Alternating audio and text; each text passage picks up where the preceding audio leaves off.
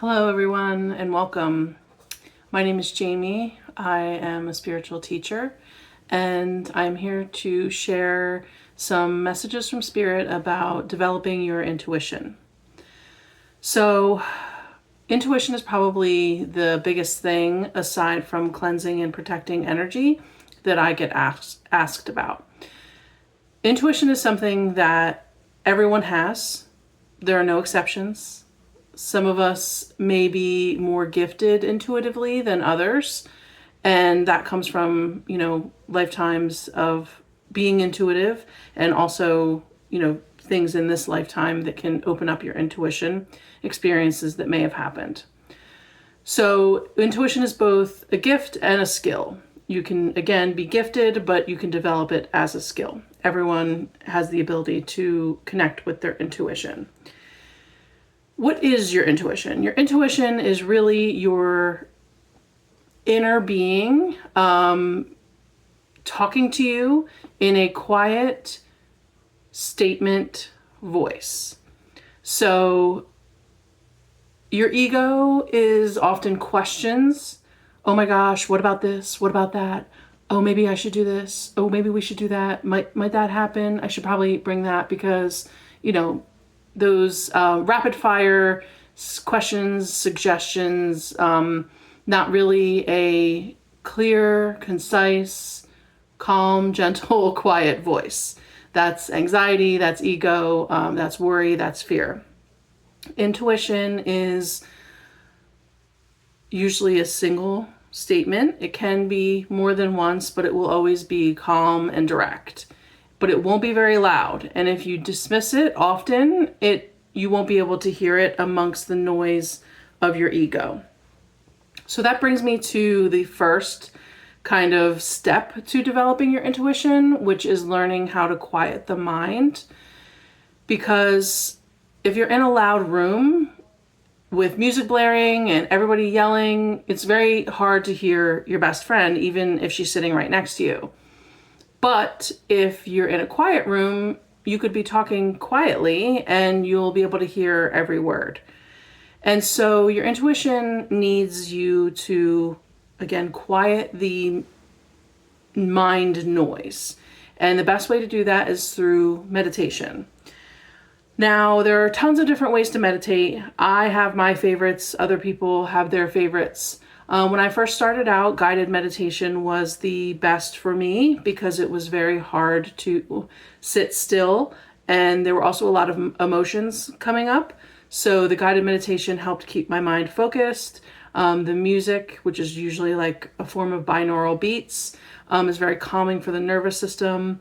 And it helped me to be in my bed with my eyes closed because I was so amped up that I wouldn't fall asleep this way. Now, if you're somebody who tends to fall asleep, you can still listen to the guided meditation, but sitting up. So this will train your mind to be able to focus on an intention, on a goal.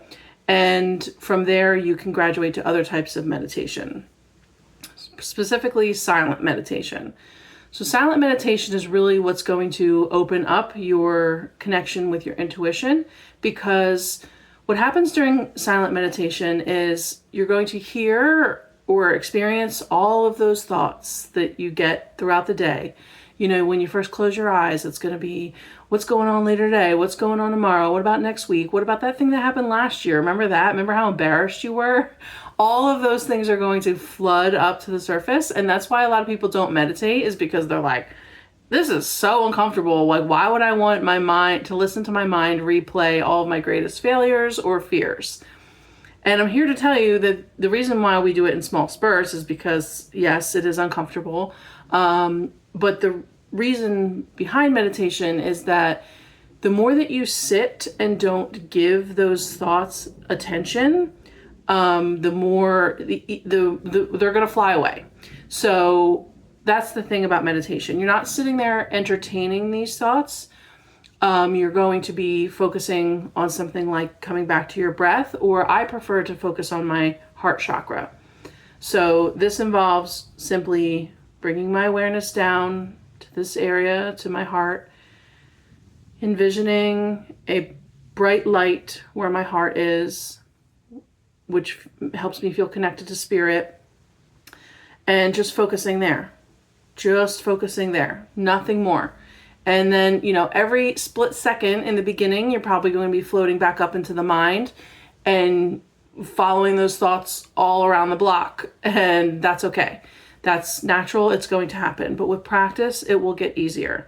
So you can start with 5 minutes, move to 10 minutes, 10 minutes, 15.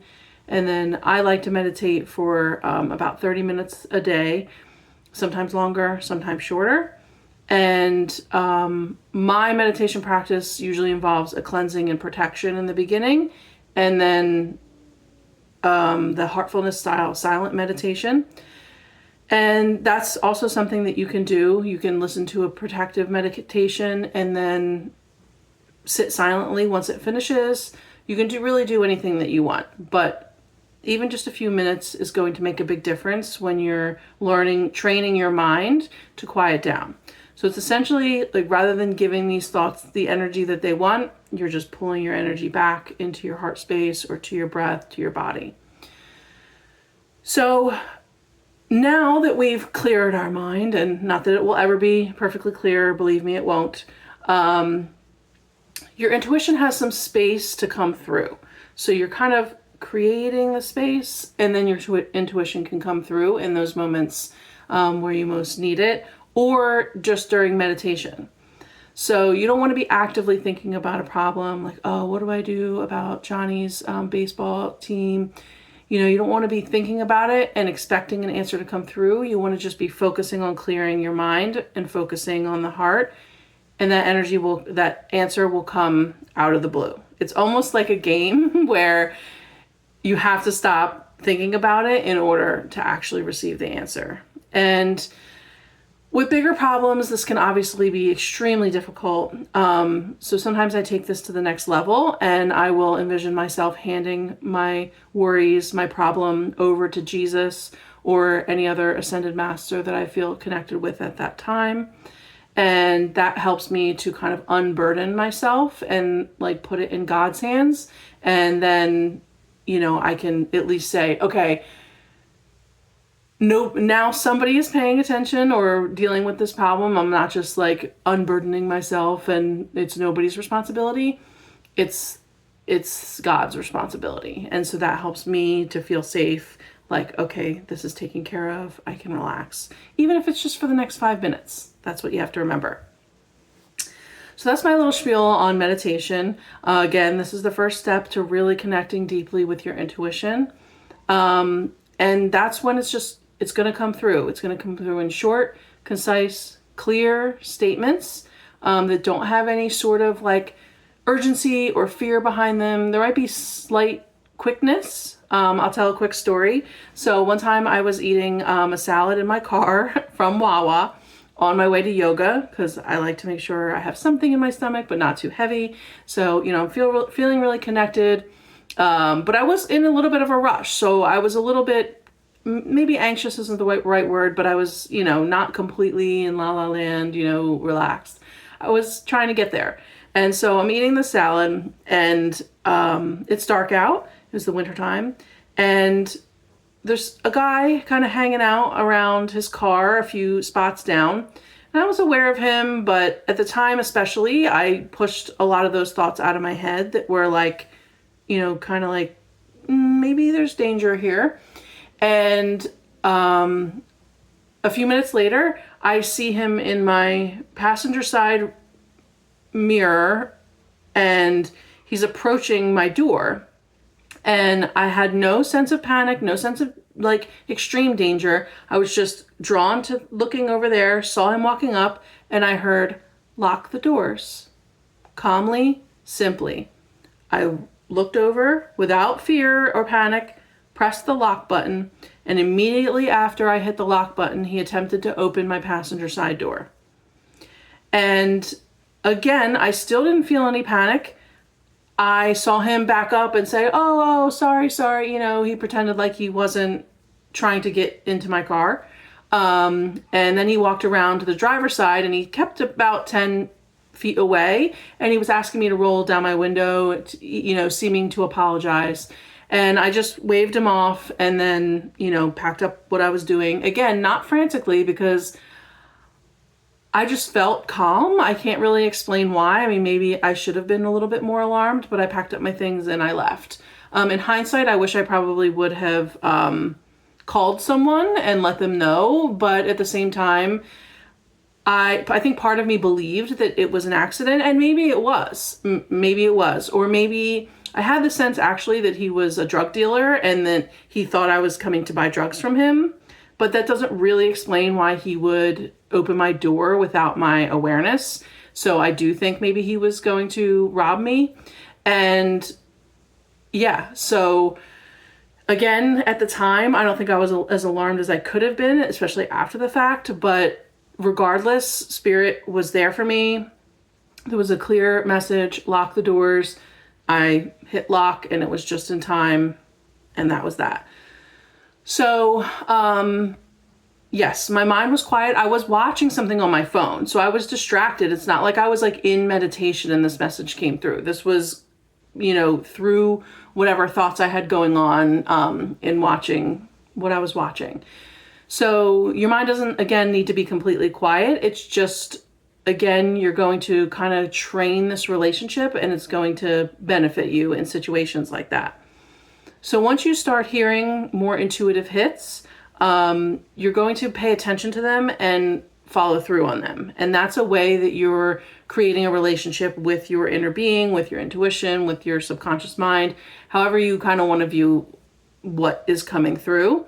I do think for me, there's a divine aspect, but there's also a subconscious part of our mind that often sees and senses things that we don't consciously sense, before we consciously sense them.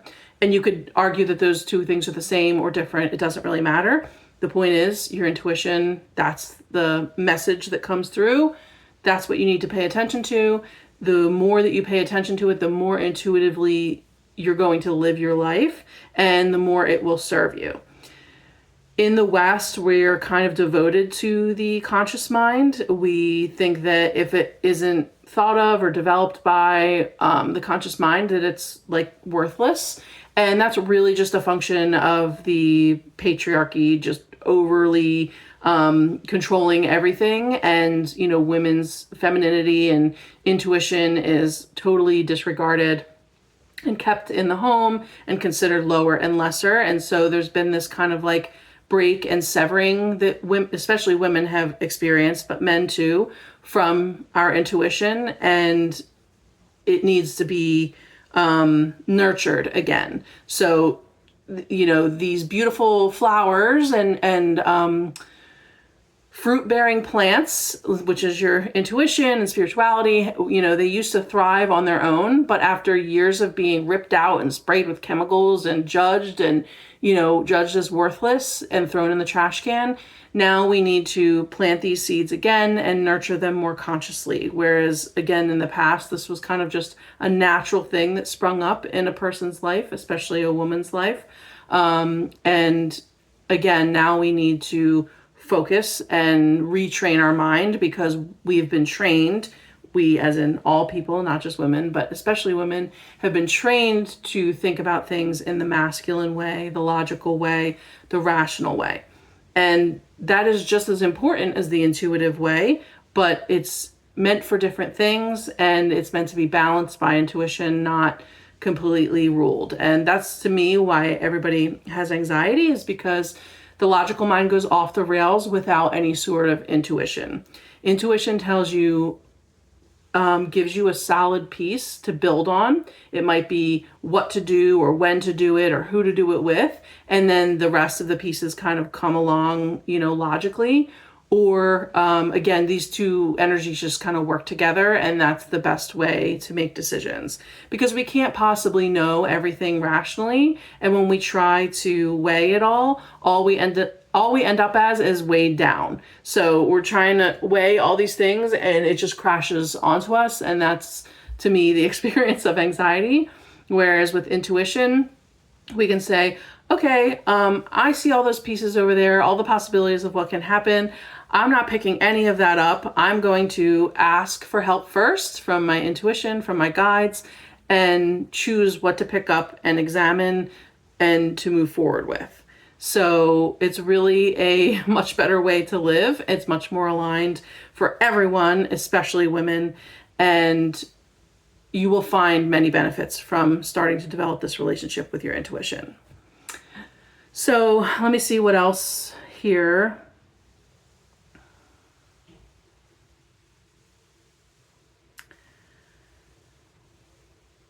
So when you're meditating, when you're learning to quiet that mind, you will find some repressed emotions in there, and just go with the flow. That's also a big part of being intuitive, is going with the flow and not knowing the end result. When it's exactly what I was saying before, is if you already have thought about the 18 different outcomes, it's going to be very hard for your intuition to come through and tell you which one is which, because you already have formed opinions and attachments to all 18 of those potential outcomes.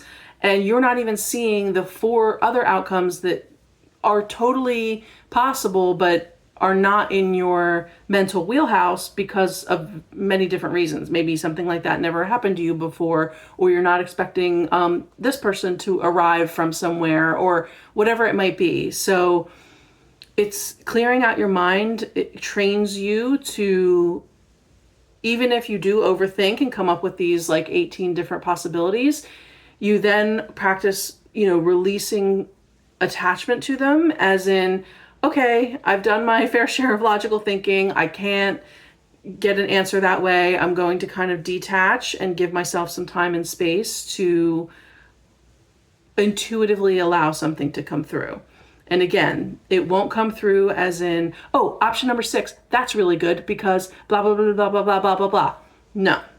It's going to come through, again, probably in some unexpected way, and you may only get a small piece of what's next. So rather than, we should sell grandma's house and take the money and put it over here, blah, blah, blah, all these things, it'll be, okay, all I know for sure is intuitively we need to sell grandma's house. I don't need to have an exact plan for the money yet. And if anybody asks me, I will say, I have a plan. I will let you know when I'm ready to execute it. And that's not a lie, because your plan is to wait and see. It's not necessarily saying that you don't need to say like, I don't have a plan. I'm just going to see what the day brings. Because there's a lot of energies pulling at you. And even after the fact, in the example of selling grandma's house, there will be a lot of energies pulling at you. And that's where cleansing, protecting your energy, and meditating to clear your mind and clear yourself of any energies that are not your own are really going to benefit you in hearing what is intuitively trying to come through about grandma's house. Let's see. So in meditation, it's important to know that sometimes when you get in deeper states of meditation, there are other things, messages that can come through that aren't necessarily your intuition. So that's kind of what I was just saying. If you have to sell your grandmother's house, maybe you have 3 cousins expecting you to do X, and your husband expects you to do Y. And in meditation, you're just simply thinking about what all these people expect you to do. And then you come out of meditation feeling far more frustrated, and I don't know how I could possibly connect intuitively to the answer. I don't understand. Well, exactly. So you just need to keep doing it, keep practicing, keep clearing your energy, take some physical space from these people. And that doesn't mean like shut them out. It just means get as quiet as you can internally. And eventually this is going to lead to a quieting externally in your life. So you may find the more that you live from this intuitive place, that you let go of people, places, things, responsibilities, situations that keep you from being relaxed and quiet internally, because there's just too many things pulling at you, and these aren't things that you no longer feel aligned to. This happened to me on my awakening journey. I am very different than I was 10, 15 years ago. I keep to myself a lot more. I spend a lot more time alone, and I feel much better for it. And I'm still learning how to be exactly where I want to be as far as how social and how private, but that's a journey that you'll have to go on as well. But there is a time and space for being more internal, keeping to yourself, keeping your thoughts and feelings to yourself, or again, confiding in a trusted friend. And if you don't have like a therapist or a trusted friend, you know, you're afraid your friend's going to tell your cousins or whatever, you can just talk to spirit. So again, you want to try to cleanse and protect your energy, and then talk to spirit directly, and you won't necessarily get an answer right in that moment, but putting that intention out there, asking that question, you will receive your answer. And you can ask for signs. That's another way you can connect to your intuition is, hey, spirit, you want to be specific though. Show me a blue butterfly before the end of the day if I should sell grandma's house. And you want to keep in mind that sometimes that blue butterfly can be a picture on YouTube. It could be something that your child is coloring, or it could be alive and in person. And you can specifically ask for, you know, in person or an alive butterfly. Just be aware that if you're too specific with like a kind of butterfly or animal that you don't often see, that it's going to be difficult for spirit to deliver that. Because if your vibration isn't holding, you know, this like kind of miraculous, like you can't ask for a seal in your backyard. It's just not going to happen. You also maybe asking for like a bald eagle would be a lot to ask for in that same day, because they're pretty rare. So you want to do something that's like somewhat out of the ordinary, but not completely. Because usually that's all our minds can handle, because then we might get wrapped up in, oh my God, how did that happen? Or just, you know, too much. I'll tell a quick story. When I was asking about doing public events a few years ago, I said to Spirit on the way to this public event, you know, I really don't want to be doing this. I'm forcing myself, but it feels like what I should do. Please show me a sea otter today if I'm not meant to be doing events like this.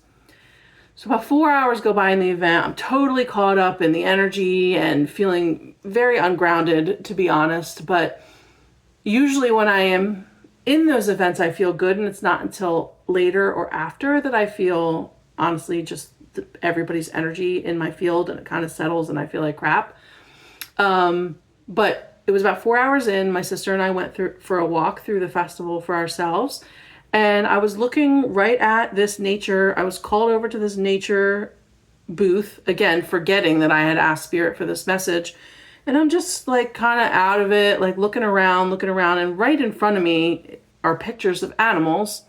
And I was just about to walk away from the booth when my sister goes, oh, look at that cute little sea otter. And I was like, oh my gosh, Spirit, it was right in front of my face and I didn't see it. And my sister luckily received the message intuitively, but not consciously, to point out this sea otter.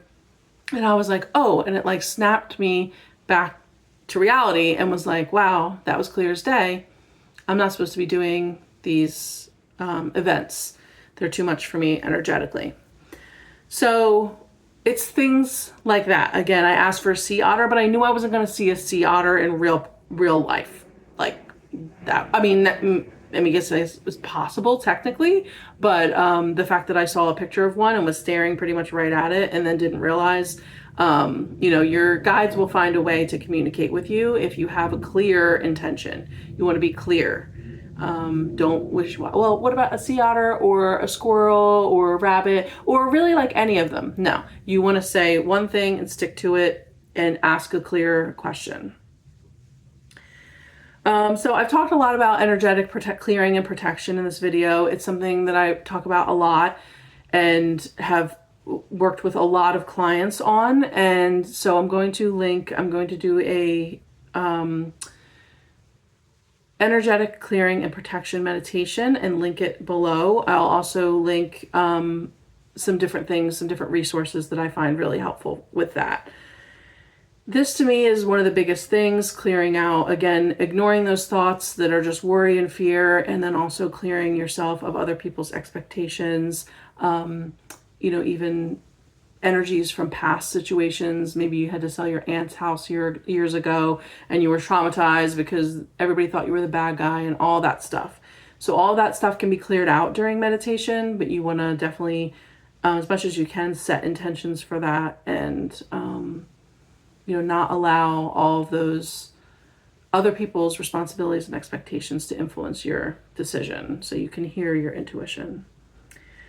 And then the last note I have is really that intuition is not impulsivity. So something you will see a lot in modern spiritual circles is this sense of, oh, my intuition told me that we should go eat at Applebee's. My intuition told me that we should order a salad and chicken fingers. My intuition, I'm getting a download that Diet Coke is like a no for me now. So, all of that kind of stuff. Every little thing that pops into your head is not your intuition. Also, just because something comes through intuitively, even if you're pretty sure that it's your intuition, it doesn't necessarily mean you're supposed to act on it right now. You may get an intuitive hit that you're meant to go to the rodeo. Please don't ask me why I'm saying rodeo right now, but probably somebody watching this will need to hear that. You're supposed to go to the rodeo, and it's like, oh, well, the next rodeo is on Saturday, but I have plans with Mary. We're supposed to go to wherever. I'm not gonna be able to go to the rodeo, and then next week, blah, blah. You can think those things, but just know that you're meant to go to the rodeo. Like when you find the opportunity, you're meant to go. Maybe Mary will cancel on you on Saturday. And then you'll say, I have a Saturday free. What should I do? Oh, Spirit told me to go to the rodeo. That's why I got that message. Or you'll go out with Mary and she's going to mention the rodeo. And then you're going to be like, oh my gosh, I just got an intuitive hit earlier this week that I should go to the rodeo. Do you want to plan for it for next week? So it doesn't mean, again, like right in that moment, acting impulsively on these messages. You're going to know, like for me, I knew lock the doors meant right now. And again, even though I didn't feel panic or fear, I just did it calmly, immediately. And then again, going to the rodeo wouldn't be like, go pack your bag now and find a rodeo, God knows where. So you have to use discernment, and you have to remember that, again, especially, I feel like this especially comes through in interpersonal relationships. So a better example than the rodeo might be, or just a different one, oh, my intuition says I should text him. Or my intuition says I should give him another chance. Or my intuition says he's no good. Now, that can be true. All of those things can be true, but it usually won't feel, if you could sense the energy in my voice, it was kind of like pressured and rapid and urgent. That's usually not your intuition. Now, if you've sat with something like, should I give this person another chance? And you're feeling pulled to give them another chance, then by all means do that. But the pull is also a little bit different than your intuition. Your intuition might be a feeling, there's something I'm not seeing here. And that's your intuition wanting to tell you something, but you're not ready to hear it. And the pull is your soul wanting to fully learn the lesson. So whether that be it's good to forgive, or that this person isn't worth forgiving. So something you can do in that case is to, again, ask for clarity, ask for a sign. You can simply pray every day, or intend, if you don't like the word pray, to see the clarity of the situation. Spirit, guides of the highest light and resonance, please help me see the truth of this person, this situation. And just pray that every day and every night, and you will be shown. You will be guided to either pick up their phone and somebody texted them, or you'll pick up their phone and you'll see that they were planning an amazing date night for you, which is something that you've really wanted from them, or just whatever it might be. So again, it's important to remember that guidance, intuition isn't always this download and this like ungrounded thing. You have to let it ground. You have to ground, and then if you're receiving a message, it's likely your intuition. So again, intuition feels calm. Ego, fear feels like impulsivity, like, oh, I got it, I got it, I got it. Just ground, get in your body. Meditation can help you do that, but if you find that you're not doing that with meditation, do some breathing, go for a walk in nature, shut your phone off. That's a big one. Shutting my phone off, going outside, great way to reconnect. It can sometimes take me a few hours of sitting out there without my phone, and then I start to feel a bit recalibrated. I'll definitely feel uncomfortable first, and that's those feelings and thoughts coming up that I don't want to deal with. But ultimately, like, my energy and my mind is being cleansed, and then I can start to feel intuitively how I should move next. So I hope that was helpful for you. Let me see if there's anything else that wants to come through.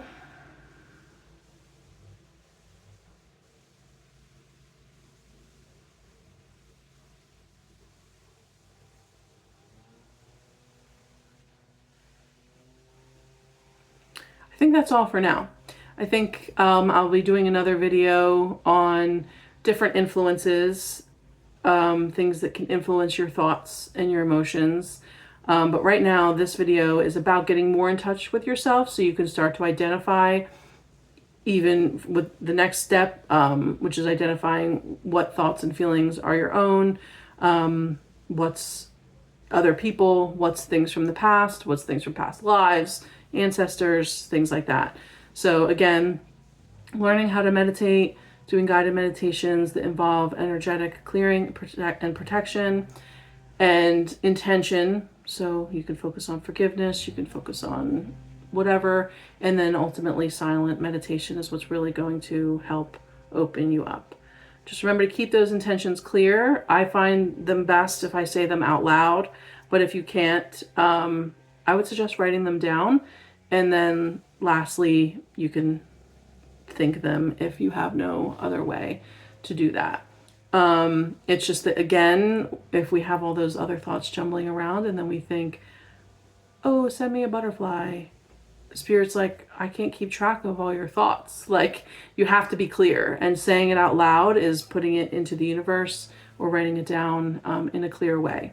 So it's easier to connect. It's more intentional. So yeah, thanks for watching.